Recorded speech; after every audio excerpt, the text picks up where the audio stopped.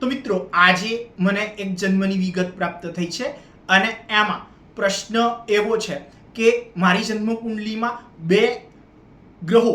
બળવાન બનતા હોવા છતાં એનાથી મળવા યોગ્ય ફળ એ મને પ્રાપ્ત થયું નથી. તો એનું કારણ એ શું હોઈ શકે એ બાબત મને જણાવજો. તો આ વ્યક્તિના જન્મના ગ્રહોની સ્થિતિને જોઈ અને એનો પૂર્ણ અભ્યાસ કરી અને આ વ્યક્તિ દ્વારા પૂછાયેલા એના આ પ્રશ્નનો જવાબ એને સીધો અને સટ એ રીતે ચાલો આપી દઈએ. તો આ બાબત જાણવા હેતુ પરાશર મુનિકૃત પારાશર હોરાશાસ્ત્ર આ ગ્રંથનું વર્ણન જો જોઈએ તો એના વર્ણન અનુસાર સૂર્ય અને ચંદ્ર એના બાદ કરતા તથા છાયા ગ્રહો રાહુ અને કેતુ એને ગણતરીમાં ના લેતા આ સિવાયના 5 ગ્રહો અર્થાત મંગળ, બુધ, ગુરુ, શુક્ર અને શનિ એને જ ગણતરીમાં લેતા જો આ 5 ગ્રહો અથવા એમાંથી કોઈ એક ગ્રહ એ જો બળવાન બનીને અર્થાત પોતાની ઉચ્ચની સ્વગૃહી યા મૂળ ત્રિકોણ રાશિમાં એમાં પણ વિશેષ કરી અને જન્મ કુંડળીમાં કેન્દ્ર ભાવમાં અર્થાત પહેલા, ચોથા, સાતમા યા તો 10મા ભાવમાં જો હોય તો અને તો જ પંચમહાપુરુષ યોગ નામનો યોગ બને છે. આ ગ્રહ યોગ અંતર્ગત બળવાન બનતા ગ્રહના આધારે અનુક્રમે મંગળથી રૂચક યોગ, બુધથી ભદ્ર યા તો ભદ્રક યોગ, ગુરુથી હંસ યોગ, શુક્રથી માલવ્ય યોગ અને શનિથી શશ યોગ એમ 5 અલગ અલગ યોગ બને છે જેને પંચમહાપુરુષ યોગ કહ્યો છે. વધુમાં કેન્દ્ર ભાવમાં અર્થાત પહેલા, ચોથા, સાતમા યા તો 10મા ભાવમાં રહી અને એમાંથી એકથી વધુ ગ્રહો એ જો બળવાન બનતા હોય તો ઉપરોક્ત યોગોમાંથી જેટલા ગ્રહ બળવાન બનતા હોય તેટલા ગ્રહયોગનું ફળ એ મળવા માટે યોગકારક બને છે આવું કહેલું છે. સાથે જ વિશેષ કરી અને ગ્રહ એ જો ઉચ્ચનો હોય તો પૂર્ણ ફળદાયક અને સ્વગૃહી હોય તો મધ્યમ ફળદાયક બને છે. વધુમાં માત્ર શુભ ગ્રહોથી જ દ્રષ્ટ યા યુત જો હોય તો યોગ વધુ બળવાન કે પ્રબળ બને છે અને જો માત્ર પાપ ગ્રહોથી જ દ્રષ્ટ કે યુત જો હોય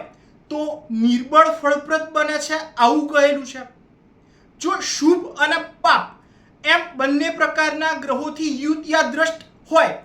તો કદીક શુભ અને કદીક અશુભ એમ મિશ્ર ફળપ્રદ બને છે આવું કહેલું છે. આ રીતે જો જોઈએ તો તમારી જન્મકુંડલીમાં જ્યાં લ લખ્યો છે ત્યાં 11 અર્થાત કુંભ રાશિ આવે છે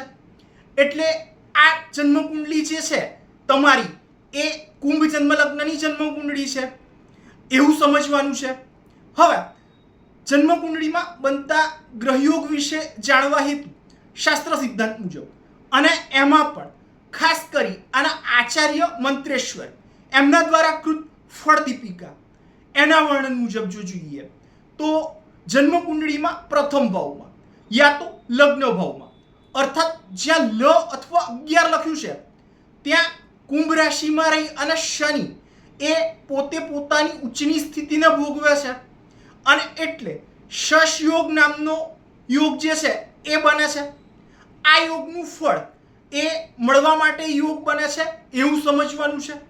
આવો યોગ જન્મકુંડળીમાં બનતો હોવાથી સર્વ બાબતોમાં સર્વથી પ્રશંસા પામનાર, સારા પ્રમાણમાં નોકર કે સેવકનો વર્ગ ધરાવનાર, શરીરથી પાતળા યા મજબૂત બાંધાના અને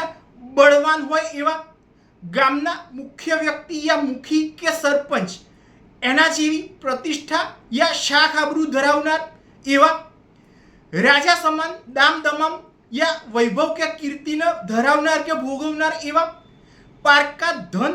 સાધન અને સંપદા તથા પારકી સ્ત્રી એના પર નજર રાખનાર કે પારકી સ્ત્રી સાથે સહવાસના સુખની અપેક્ષા રાખનાર શિથિલ ચારિત્રવાળા એવા એ તમને બનાવે આવું કહેલું છે. આ શશયોગ બનાવનાર ગ્રહ શનિ જે છે એના પર એના શત્રુ ગ્રહ ગુરુની વક્ર દ્રષ્ટિ છે એના કારણે તથા 11 અર્થાત કુંભ જન્મ લગ્નની આ જન્મ કુંડળીમાં આ ગુરુ જે છે એ પોતે જ મારક બનતો હોવાના કારણે આવી બાબતનું ફળ જે છે એ ઘટતું જણાય એવું સમજવાનું છે. હવે આ જન્મ કુંડળીમાં બનતા અન્ય એક ગ્રહયોગ બાબત જો જોઈએ તો માલવ્ય યોગ એની બાબતની જો વાત કરીએ તો જન્મ કુંડળીમાં જ્યાં લ લખ્યો છે ત્યાંથી ઊંધી ઘડિયાળની દિશા મુજબ જોતા જ્યાં 2 લખ્યું છે ત્યાં શુક્ર એ કેન્દ્ર ભાવમાં યા તો ચોથા ભાવમાં પોતાની સ્વગૃહી રાશિ વૃષભ રાશિમાં રહી અને પોતે માલવ્ય યોગ નામનો યોગ બનાવે છે.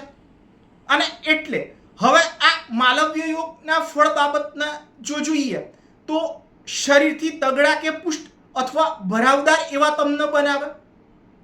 ધીરજપૂર્વક વર્તનાર કે કાર્ય કરનાર એવા તમને બનાવે, ધનવાન હોય એવા બનાવે, સ્વરૂપવાન સ્ત્રી અને સંતાનના સુખથી યુક્ત હોય એવા એ તમને બનાવે, સતત પ્રગતિશીલ જીવન સ્થિતિ ભોગવનાર હોય એવા એ તમને બનાવે, સુખ સુવિધાઓને ભોગવનાર, મુસાફરી હેતુ સારા પ્રમાણમાં અને વૈભવી વાહનો ધરાવનાર હોય એવા એ તમને બનાવે,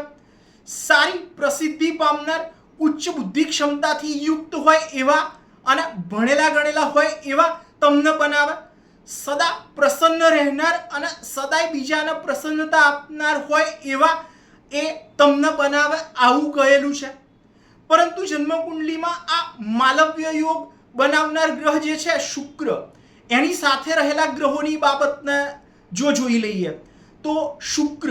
એ શુભ ગ્રહ અને જેને યથામતિ તથાગતિ એ સિદ્ધાંત લાગુ પડે છે એવા ગ્રહ અને શુક્રના મિત્ર ગ્રહ બુધ અને નૈસર્ગિક પાપ ગ્રહ અને કાયમી વક્રી છાયા ગ્રહ એવા કેતુની સાથે યુતિ કરી અને આ શુક્ર રહેલો છે તથા એના પર છાયા ગ્રહ અને પાપ ગ્રહ એવા કાયમી વક્રી ગ્રહ રાહુની દ્રષ્ટિ છે. અને એટલે જ આ માલવ્ય યોગ જે છે એ પૂર્ણ રીતે ફળદાયક ના જ બને. અને એટલે જ શુક્રથી માલવ્ય અને શનિથી શશ એવો યોગ બનતો હોવા છતાં ઉત્તમ કહેવાય એવી જીવન સ્થિતિ એ તમને પ્રાપ્ત ના જ થાય. જીવન સ્થિતિ મધ્યમ ફળપ્રદ બની અને રહી જાય. જીવન ક્યારેક સારું અને ક્યારેક ખરાબ એવું મિશ્ર સ્થિતિવાળું યા પરિસ્થિતિવાળું બનીને રહેવા યોગ બને છે. આવું તમારા જન્મના ગ્રહોની સ્થિતિને જોઈ અને તમને સીધું અને સટ એ રીતે મારે કહી દેવું છે. તો મિત્રો, જો તમારા જીવનમાં પણ કોઈ પ્રશ્ન હોય અથવા તમારી જન્મકુંડલીમાં બનતા કોઈ ગ્રહયોગ વિશે જો તમારે સાચી માહિતી જોઈતી હોય તો એના માટે તમે મારો સંપર્ક અવશ્યથી જ કરી શકો છો.